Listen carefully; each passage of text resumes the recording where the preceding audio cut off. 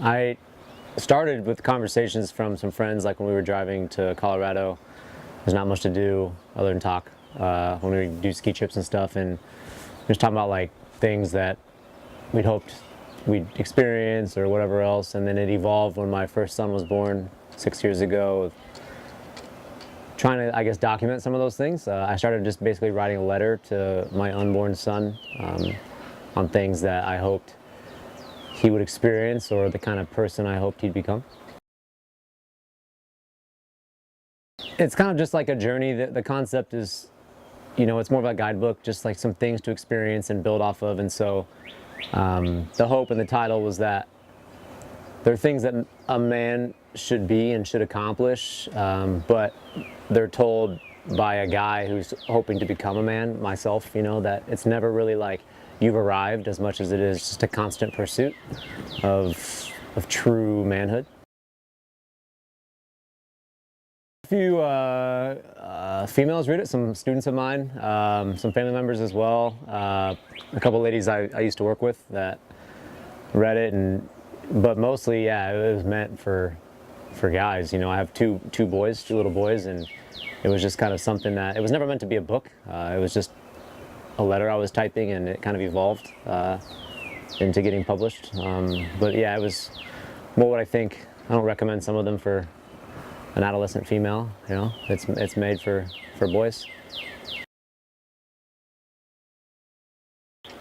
The way that evolved again is writing a letter to my son, and then my father has been published a few times, and kind of going over the idea of it with him.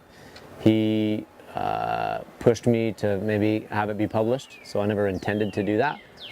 He put me in touch with the publisher, and it evolved, and now it's like in book form. So the only real goal was to have something on my son's shelf when they're old enough to read, and beyond that I don't really care. But it's great to have that accessible for them when I'm gone, whenever that is.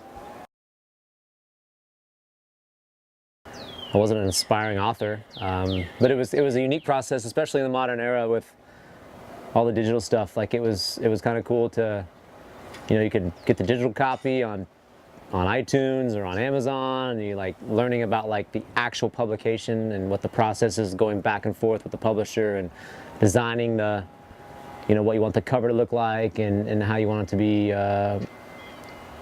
set up. I mean, that process was interesting to me. It was intriguing to me. I've never gone through it. Probably never will again.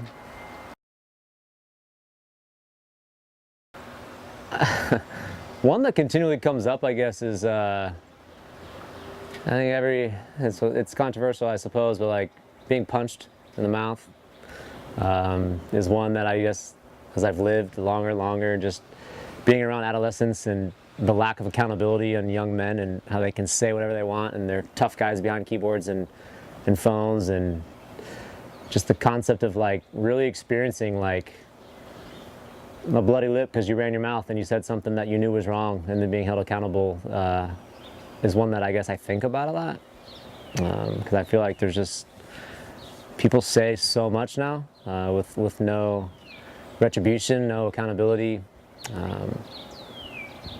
It's one that crosses my mind often, I suppose, but I don't condone violence. Underlying themes of integrity, in all these pursuits, it's experiencing failure and persevering through that. It's having integrity and honesty, and not sacrificing values when things are hard or uncomfortable, or even when things are going really well. So I hope that my boys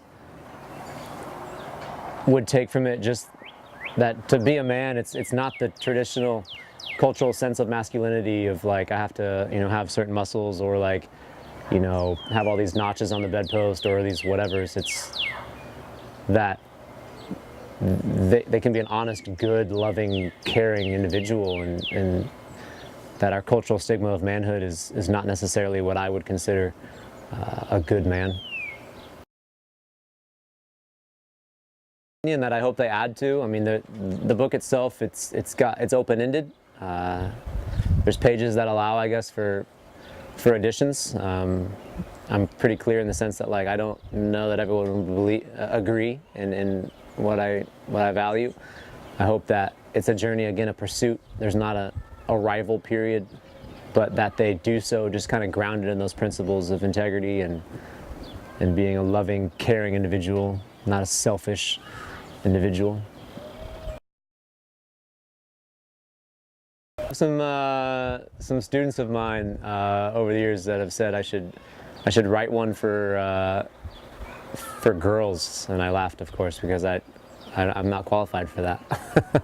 So I don't see a sequel. You know, I don't know. I'm curious to know what it would look like in another 20 years of life, if I will go back and agree with every single detail or what. But it's just kind of something that life is fragile. You never know how long you're around. If my boys never got the chance to grow into men before I'm dead and gone, I hope that it's just kind of a testament to how I lived and how I felt, and I hope they can gain some from it.